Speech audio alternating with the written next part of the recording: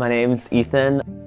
I'm from Markham, Ontario. I've been climbing for 5 years now. I would say I'm definitely much more of a boulderer. Come on.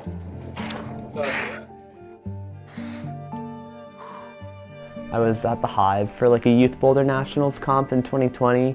I didn't make finals, so I came up to Squamish for a day with my mom and just like rented pads from Climb On, hit the boulders and got all psyched, and I was like, okay, I definitely have to come back one day.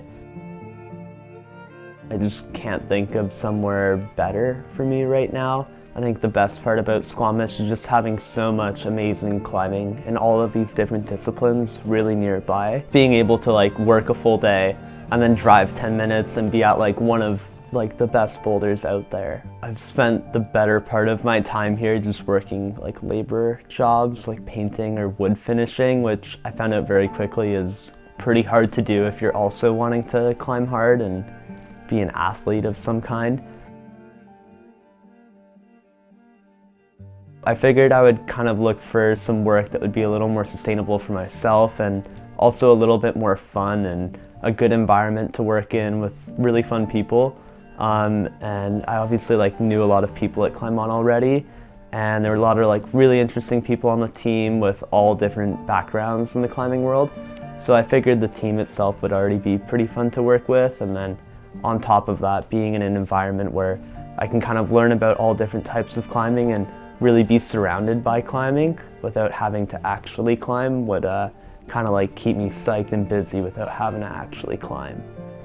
I think my favorite memory from this year has been climbing this boulder Deadlift, which is this V14 boulder that Tim Doyle put up in the Grand Wall. I actually saw it on like my first trip out here, but didn't know it had been climbed at the time. It was just like this really steep roof with holds, and I was like, well, it looks pretty hard, like maybe there could be something there.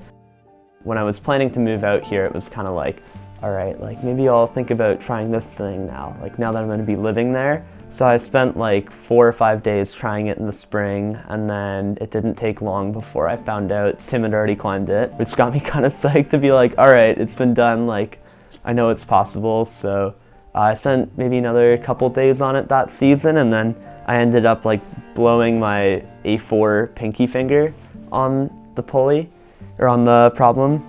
It was like my last try of the day, and I just swung a little bit too hard on this slot and it popped. So that kind of put me out for the summer. And then in September, I did the reckoning. That was kind of a bit of a confidence booster for my finger. And I was like, all right, maybe I'll like go back to deadlift now.